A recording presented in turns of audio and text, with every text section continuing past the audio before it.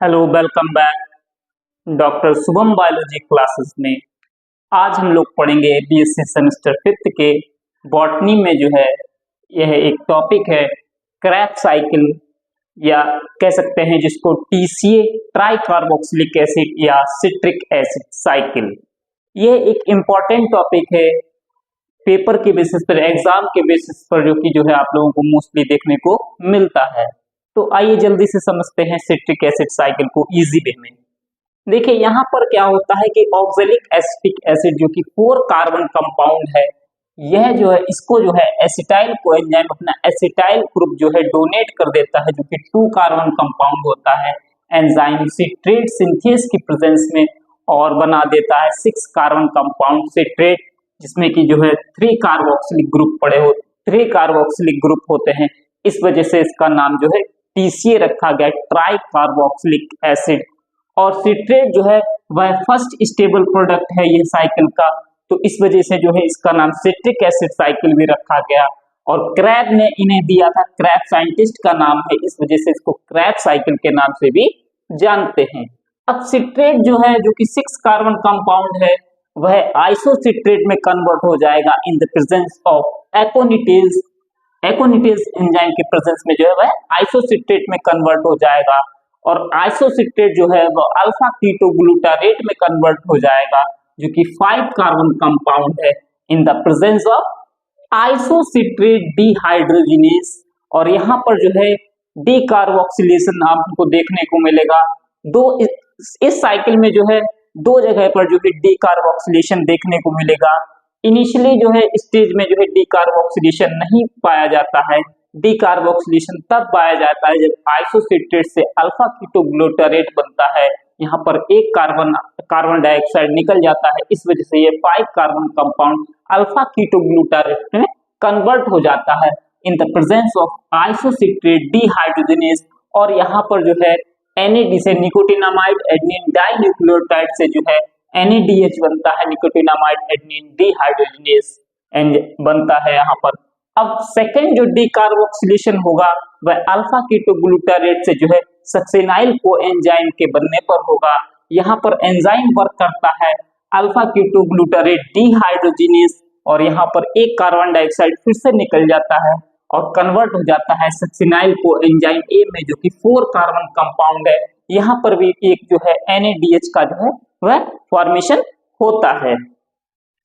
अब अगर बात करें तो एक ATP या एक डायरेक्टली GTP का फॉर्मेशन होता है। अगर एनिमल है तो वहां पर जो है GTP का अगर एनिमल है तो फिर जो है वहां पर जो है GTP का फॉर्मेशन होगा।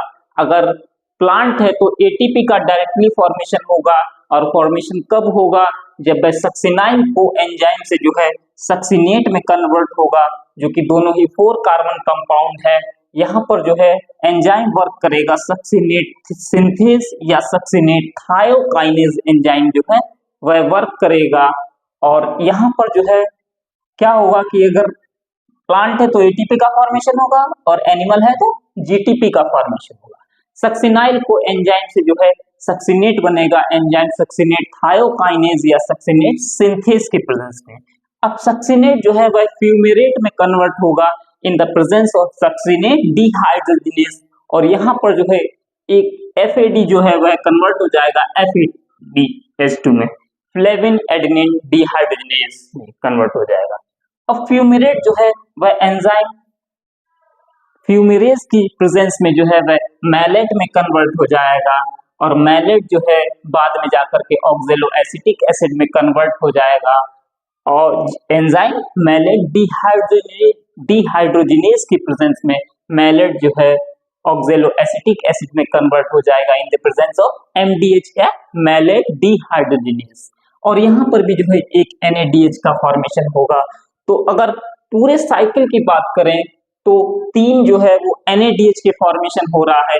एक यहाँ पर NADH का फॉर्मेशन हुआ, सेकंड यहाँ पर फॉर्मेशन हुआ, पहला हुआ आइसोसिट्रेट से जब अल्फा कीटोग्लूटारेट बना था, और अल्फा कीटोग्लूटारेट से जब सक्सिनाइल कोएंजाइम बना था, तो एक यहाँ पर फॉर्मेशन हुआ था। और एक जो है मैलेट से जो है ऑक्जेलो एसिटिक एसिड में बना था। 3 जो है वो NADH का फॉर्मेशन होता है। और बात करें अगर FADH2 की तो एक FADH2 का फॉर्मेशन होता है जो सक्सिनेट से जो है फ्यूमिनेट में कन्वर्ट होता है। और बात करें ATP या GTP की, तो एक ATP या GTP का फॉर्मेशन होता है जो सक्सिनाइल को एंजाइम से जो है सक्सिनेट में फॉर्मेशन होता है।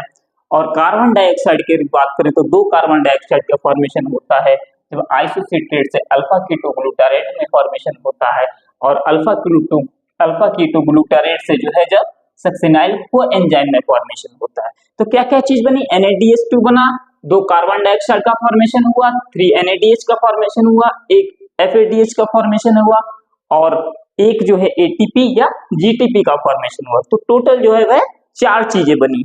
अब बात करते हैं कि TCA साइकिल का नेचर क्या होता है। नेचर होता है इसका एम्फीबोलिक नेचर होता है। TCA साइकिल को जो है मेटाबॉलिक हब साइकिल भी कहा जाता है, क्योंकि यहाँ पर जो है सभी बायोमोलिक्यूल्स का जो है कंप्लीटली ऑक्सीडेशन होता है। और बात करें सिट्रिक एसिड साइकिल में, तो यहाँ पर जो है 4 जगह पर रेडॉक्स रिएक्शन होती है। रेडॉक्स रिएक्शन आप लोग जानते हैं, जहाँ पर ऑक्सीडेशन और रिडक्शन दोनों ही स्टेज पाई जाए उसको जो है रेडॉक्स रिएक्शन कहते हैं। अब बात करें कि TCA साइकिल में जो है कार्बोहाइड्रेट हो या फैटी एसिड हो या अमीनो एसिड हो, वह जो है कंप्लीटली जो है वह क्या होता है, ऑक्सीडाइज हो जाता है। और इसके जो इंटरमीडिएट्स होते हैं वह यूटिलाइज हो जाते हैं वेरियस टाइप्स ऑफ रिएक्शंस में। यहाँ पर देखिए 2 तरीके की रिएक्शंस होती है, कैटाप्लूरोटिक रिएक्शन या एनाप्लूरोटिक रिएक्शन। कैटाप्लूरोटिक रिएक्शन जो है इसमें क्या होता है, जो इंटरमीडिएट्स होते हैं जो TCA साइकिल के, वह जो है वेरियस रिएक्शंस में जो है या वेरियस मेटाबॉलिक पाथवे में जो है यूज हो जाते हैं, यानी कि एनाबॉलिक रिएक्शन में जो है वह यूज हो जाते हैं और इसके इंटरमीडिएट जो है डिक्रीज हो जाते हैं। अब कैटाप्लूरोटिक रिएक्शन होगी कब, जब इसके इंटरमीडिएट जो है TCA साइकिल के बहुत ज्यादा होंगे। अब आप लोग जानते हैं कि अल्फा कीटोग्लूटारेट और ऑक्जेलो एसीटेट जो है, अल्फा कीटोग्लूटारेट जो है जो कि प्रिकर्सर किसका है, ग्लूटामेट का, और ऑक्जेलो एसिटिक एसिड जो कि किसका प्रिकर्सर है, एस्पार्टेट एसिड का, वह जो है सिंपल ट्रांस एमिनेशन रिएक्शन के द्वारा जो है वह कन्वर्ट हो जाते हैं। अगर सिट्रेट का जो है कंसंट्रेशन अगर मैट्रिक्स मतलब माइटोकॉन्ड्रियल मैट्रिक्स में अगर ज्यादा होगा, तो in the enzyme of citrate lies की प्रेजेंस में जो है वह मैट्रिक्स से जो है साइटोसोल में चला जाएगा।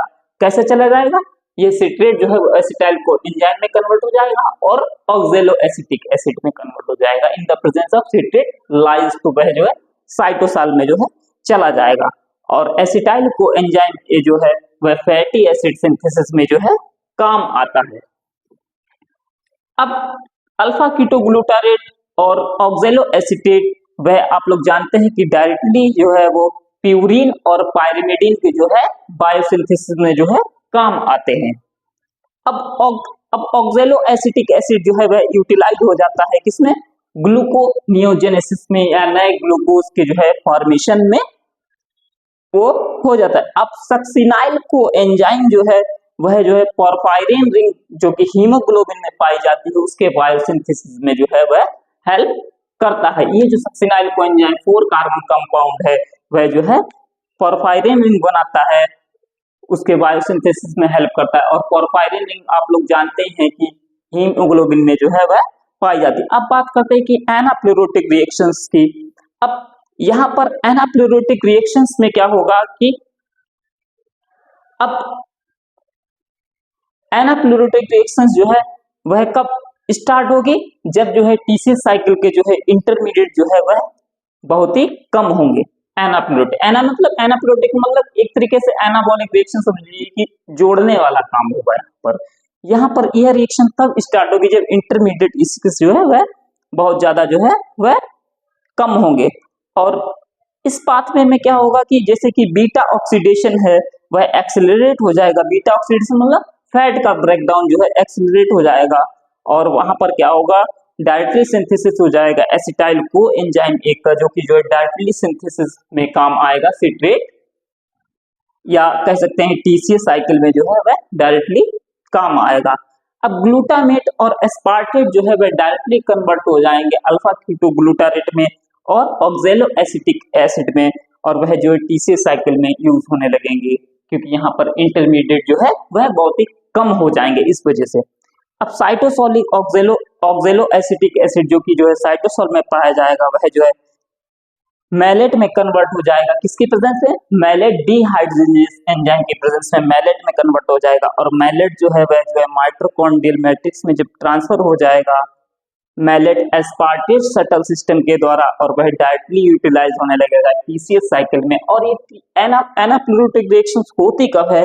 इसमें जो है जब मतलब कि जो है प्रीकर्सर जो है यूटिलाइज हो जाएंगे, इंटरमीडिएट जो है वह जब यूटिलाइज हो जाएंगे, जब बहुत कम रह जाएंगे, तब जो है ये रिएक्शन एनाप्लूटिक रिएक्शन स्टार्ट होगी। आशा करते हैं कि citric acid cycle, crabs cycle जो है आपको अच्छे से समझ में आई होगी। अगर समझ में आई है तो वीडियो को लाइक करें, चैनल को सब्सक्राइब करें और अपने दोस्तों के बीच में शेयर करें। जय हिंद, जय भारत, थैंक यू।